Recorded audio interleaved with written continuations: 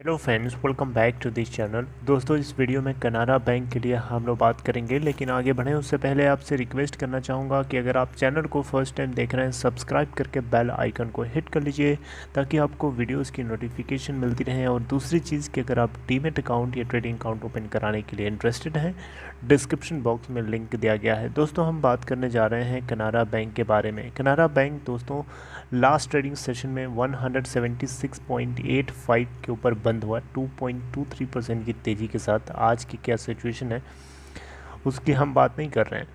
अगर हम बात करें कनारा बैंक के अंदर स्टेक होल्डिंग पैटर्न, तो दोस्तों लेटेस्ट जून क्वार्टर तक का डेटा हमारे पास अवेलेबल है। जून क्वार्टर के बाद सितंबर क्वार्टर का डेटा अभी अपलोडेड नहीं है दोस्तों। जैसे अपलोड होगा हम लोग डिस्कस करेंगे किसी वीडियो के टाइम पे। अगर हम प्रमोटर्स की होल्डिंग की बात करें तो 69.33% है। FIIs 3.92% के साथ बने हैं। डोमेस्टिक इंस्टीट्यूशनल इन्वेस्टर DIIs 12.35% के साथ हैं और पब्लिक शेयर होल्डिंग 14.39% है। दोस्तों, इस कंपनी को यानी इस बैंक की अगर हम बात करें तो जून क्वार्टर के अंदर कंपनी को 1094 करोड़ का नेट प्रॉफिट हुआ, जबकि मार्च क्वार्टर के अंदर 1065 करोड़ का हुआ है। और इस बार क्वार्टर 2 का जब आपको रिज़ल्ट मिलेगा बॉटम लाइन, उसमें भी आपको ज़बरदस्त ग्रोथ दिखाई देगी, क्योंकि इस बीच DHFL के रेजोल्यूशन से जो कैश मिला है इन बैंकों को, ये सभी के सभी चीज़ें जो है इन बैंकों के नेट प्रॉफिट यानी बॉटम लाइन के अंदर जाकर के ऐड होने वाले हैं। कनारा बैंक की मार्केट कैप की बात करें दोस्तों, तो देखिए यहाँ पे 32,082 करोड़ रुपए है और बैंक ने बहुत ही शानदार रैली दिखाई है लास्ट के कुछ दिनों में।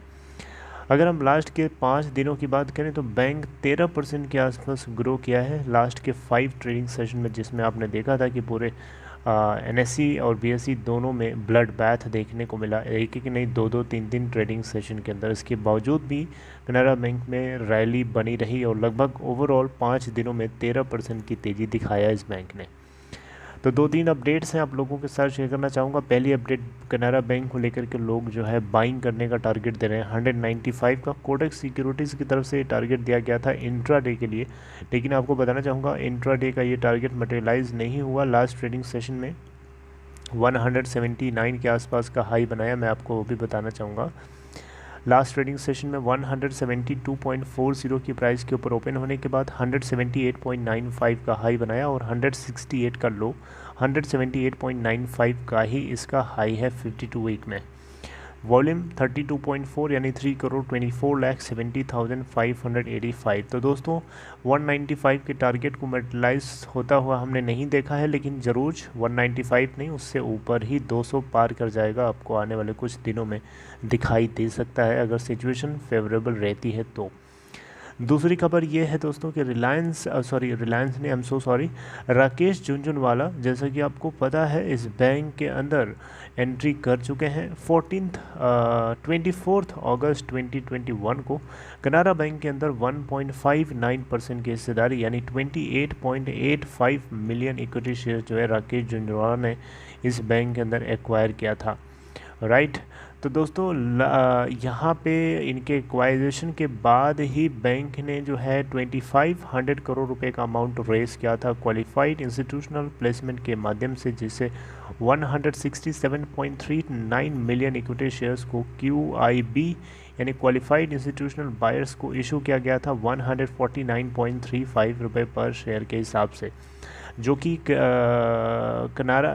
राकेश झुनझुनवाला के बाइंग प्राइस से काफ़ी नीचे है। और आज अगर हम देखें तो इस QIB के रेट से यानी 149.35 पर शेयर के रेट से अगर हम देखें तो बैंक जो है 20% से भी ज़्यादा ऊपर ट्रेड हो रहा है अपने QIB प्राइस के कंपेयर में, राइट।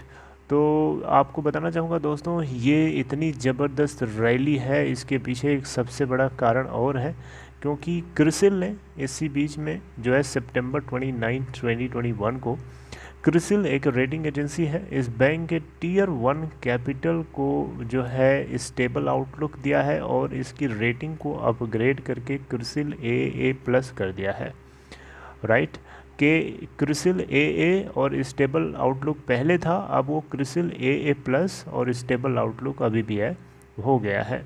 क्रिसिल रेटिंग्स ने यहाँ पे इस बैंक के AAA stable, CRISIL A1+ rating जो है Tier 2 बॉन्ड्स के लिए भी दिया है और लोअर Tier 2 बॉन्ड्स के लिए भी short term rating on the certificate deposit.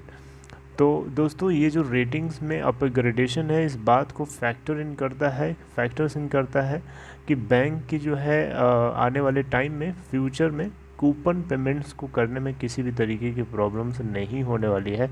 That is very clear from its rating. तो रेटिंग इसी चीज़ को इंश्योर करने के लिए होती है, राइट।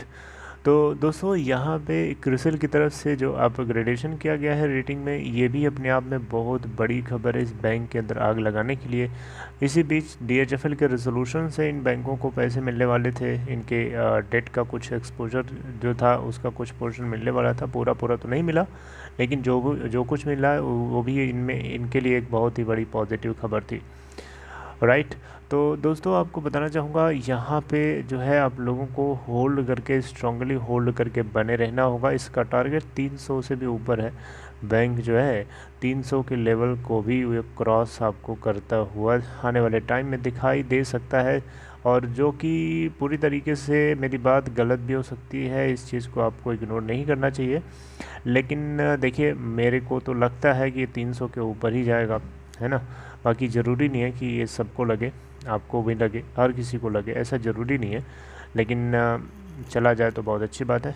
और चलिए खैर, जो कुछ आगे डिस्क्लोजर होगा, जो कुछ आगे डिसीज़न लिया जाएगा वो हम डिस्कस करेंगे, आपको कोई भी इंफॉर्मेशन मिस नहीं होगी, राइट। तो क्वालिफाइड इंस्टीट्यूशनल बायर्स के माध्यम से जो इन्होंने 167.3 मिलियन इक्विटी शेयर्स इशू करके 2500 करोड़ रुपए जो रेस किया था, इसके पीछे इसको यूटिलाइज़ करने की बात जब करी गई तो कनारा बैंक ने बताया कि ये अपने जो है Tier 1 कैपिटल के ऑगमेंटेशन के लिए यूज़ करेंगे, इसे यूटिलाइज़ करेंगे और ग्रोथ प्लान्स को सपोर्ट करने के लिए यूज़ करेंगे और बिज़नेस को एनहांस करने के लिए यूज़ करेंगे, जो कि ऑब्वियसली Tier 1 कैपिटल के अंदर रेटिंग एजेंसी ने जो रेटिंग दिए हैं, डेफिनेटली वो चीज़ तो दिखती है।